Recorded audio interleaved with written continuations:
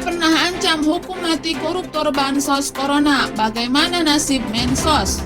Ingatkan terus kepada kementerian lembaga, korupsi yang dilakukan di saat pandemik atau bencana, itu hukumannya hukum pidana mati, Mbak Desi. Mudah-mudahan ini bisa mengingatkan kepada kawan-kawan semua.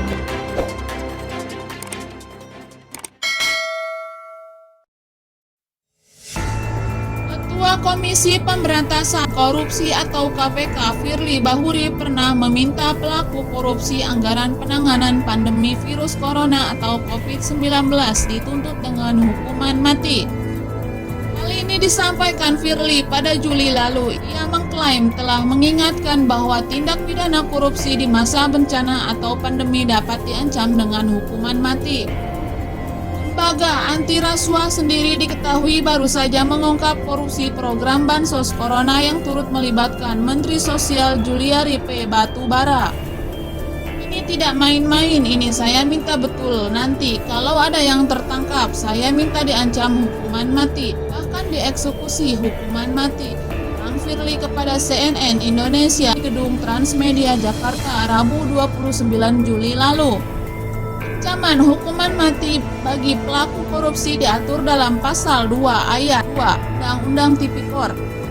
Dalam pasal itu dijelaskan bahwa hukuman mati bisa dijatuhkan jika korupsi dilakukan saat terjadi bencana alam nasional sebagai pengulangan tindak pidana korupsi atau pada waktu negara dalam keadaan krisis ekonomi dan moneter. Mencegah aksi korupsi anggaran pandemi, Firly mengaku telah membentuk 15 satuan petugas atau satgas. Dari 15 satgas itu sebanyak 5 satgas ditempatkan di kementerian, lembaga yang bertanggung jawab dalam penanganan COVID-19. 1 satgas di gugus tugas penanganan COVID-19 dan 9 satgas yang disebar di koordinator wilayah KPK. Tugasnya adalah melakukan kajian, memberikan rekomendasi kepada kementerian lembaga supaya perbaikan sistem penganggaran, perbaikan program, sehingga nanti seluruh anggaran bisa dipertanggungjawabkan secara akuntabel dan transparan. Firly.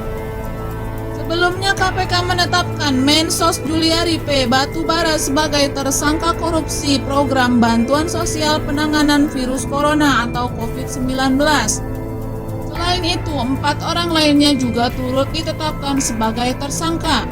Mereka yakni pejabat pembuat komitmen di Kementerian Sosial atau Kemensos, Mateus Joko Santoso dan Adi Wahyono, serta Ardian, IM, dan Heri Sidabuke selaku pihak swasta.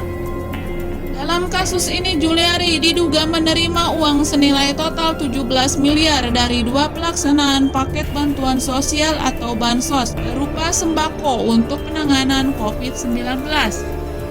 Politikus PDIP ini sempat menjadi buron hingga akhirnya berhasil dicokok oleh KPK. Juliari tiba di gedung KPK pada 6 Desember sekitar pukul 2.50 waktu Indonesia Barat.